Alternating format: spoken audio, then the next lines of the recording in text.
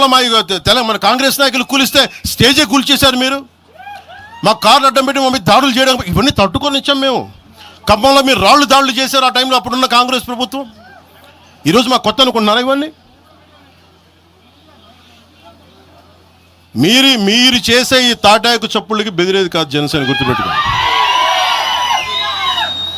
ఏదైనా మాట్లాడితే తెలంగాణ ప్రభుత్వం అధినేతలు కూడా చెప్తా ఉన్నాను, మీ ఇళ్లలోకి వచ్చి దూరిపోయి ప్రైవేట్ ఆస్తుల్లోకి వచ్చి నిజంగా ఒక తప్పు జరిగే ఉంటే, నేను ఈరోజు మళ్ళీ చెప్తున్నాను, రీఐటరేటింగ్, యు సీజ్ ద ప్రాపర్టీ. సంతోషంగా చెప్తున్నా. అక్కడ ఉన్నది నాకు గోశాల ఉంది, అక్కడ ఒక 60-70 గోవులు ఉంటాయి అక్కడ, వాటి గడ్డి కోసం ఉంటుంది. మీరు తెలంగాణ ప్రభుత్వానికి చెప్తున్నాను, ప్రైవేట్ స్థలాల్లోకి వస్తే it is a criminal trespass, criminal defamation, mischief with mala fide intention, propagating misinformation for causing unrest and regional differences. ఇన్ని కేసులు అట్రాక్ట్ అవుతాయి.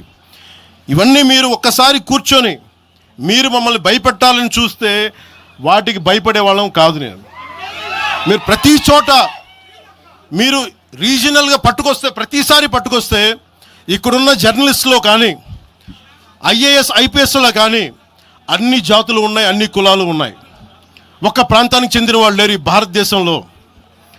నిజంగా కూర్చోబెట్టి తెలంగాణకు ద్రోహం చేస్తే మొట్టమొదటి గొంతు లేపే జనసేన లేకపోతే. ఆ రోజు మీరు అందరూ మర్చిపోయారేమో, మేము లేపాము గొంతులు.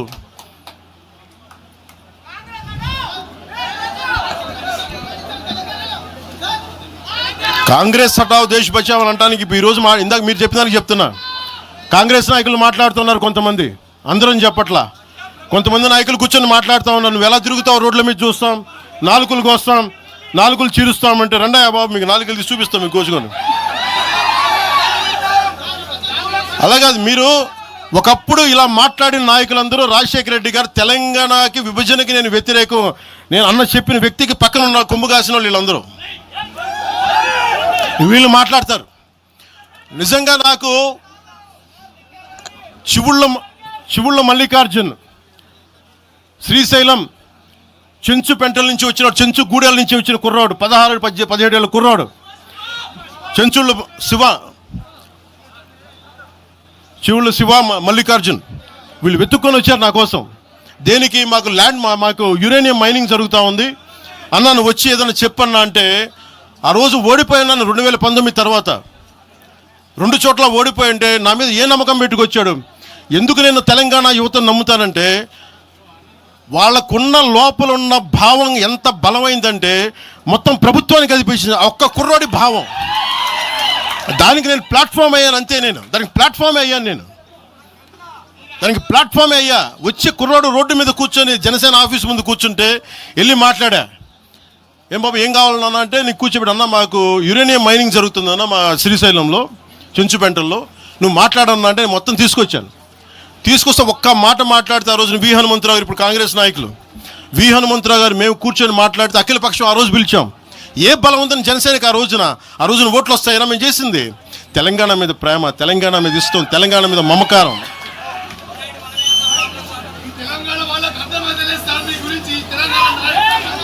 తెలంగాణ ప్రజలు వేరు, తెలంగాణలోని కొద్దిమంది. నేను కేసీఆర్ గారు భారత రాష్ట్ర సమితి పెట్టి ఆంధ్రాలో పార్టీ పెట్టినప్పుడు స్వాగతించిన వాడిని నేను. ఒక పార్టీ ఎక్కడైనా పెట్టుకోవచ్చు. కేసీఆర్ గారికి మనస్ఫూర్తిగా ఆ రోజున మనకి గుంటూరులో బీఆర్ఎస్ పార్టీ కార్యాలయం పెడితే, అంతకుముందు జనసేనలో పనిచేసిన నాయకులను ఆయన ప్రెసిడెంట్గా పెడితే మనస్ఫూర్తిగా స్వాగతించాం.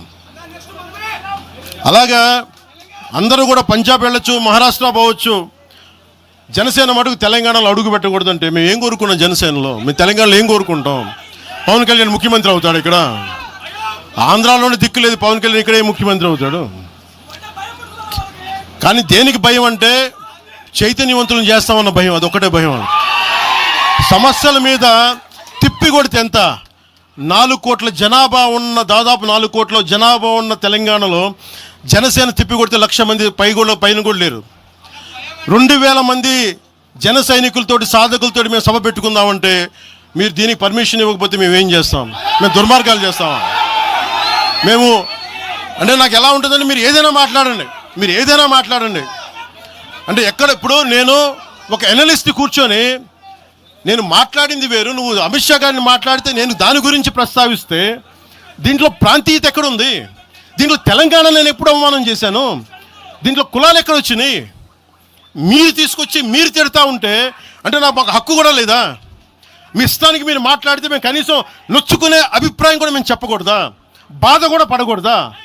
అంటే మేము కూర్చోబెట్టి బాంచం ద్వారా అలాగే ద్వారా మీరు ఎలాంటి వాళ్ళని భరించాలా? మేము పీకలు పోయినా పర్లేదు, పీకలు కోసుకుంటాం, కానీ భయం అయితే మాకు రాదు.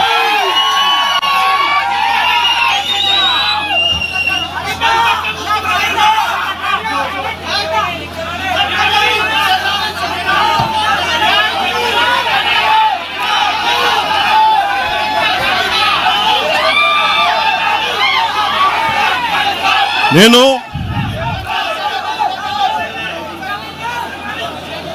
తెలంగాణలో ఆంధ్ర వాళ్ళకి ఏం పని అంటారు? సంతోషం, కరెక్ట్. అది తెలంగాణలో ఆంధ్ర కాంట్రాక్టర్లు ఓకేనా? ఇక్కడ ఆంధ్రాలో తెలంగాణ కాంట్రాక్టర్లకి బాగానే పనిచేస్తున్నారు. అక్కడ తెలంగాణలో ఆంధ్ర కాంట్రాక్టర్లు బాగానే ఉన్నారు. ఎవరినా మీరు బేవకూఫులు చేస్తామన్నారు? మీరు ఎవరిని బేవకూఫులు చేస్తారు? మీరు ప్రజలనేమో మీరు మభ్యపెట్టి యువత మీరు ప్రజానికం, మీరు తెలంగాణ ప్రజలు ఇది గుర్తించాలి. ఇది వీళ్ళు బాగానే ఉన్నారు, వీళ్ళ అధికారాలు బాగానే ఉన్నాయి, వీళ్ళు బిజినెస్లు బాగానే ఉన్నాయి, వీళ్ళ కాంట్రాక్టులు బాగానే ఉన్నాయి. ఏదైనా మాట్లాడితే నాలాంటి వాడిని కూర్చోబెట్టి భయపడతా ఉంటారు.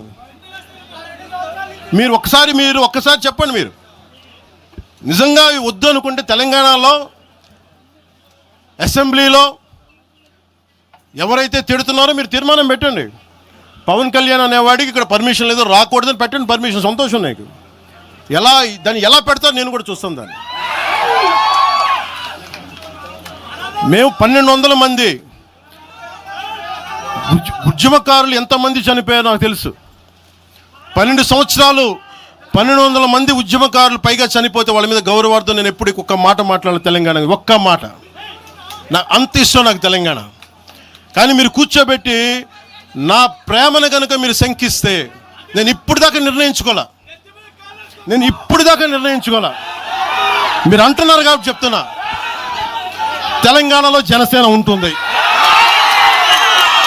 మేము పోటీ చేస్తాం. మేము ఇప్పుడు దాకా ఎప్పుడు అవసరమైతే తెలంగాణలో తిరుగుతాం. నేనే తిరుగుతా, మేమే తిరుగుతాం. ప్రతి సమస్య మీద మాట్లాడతాం, ప్రతి అన్యాయాన్ని ఎదుర్కొంటాం. ఏం మాట్లాడతారు మీరు? ఇది తెలంగాణ భారతదేశంలో అంతర్భాగం, మర్చిపోకండి.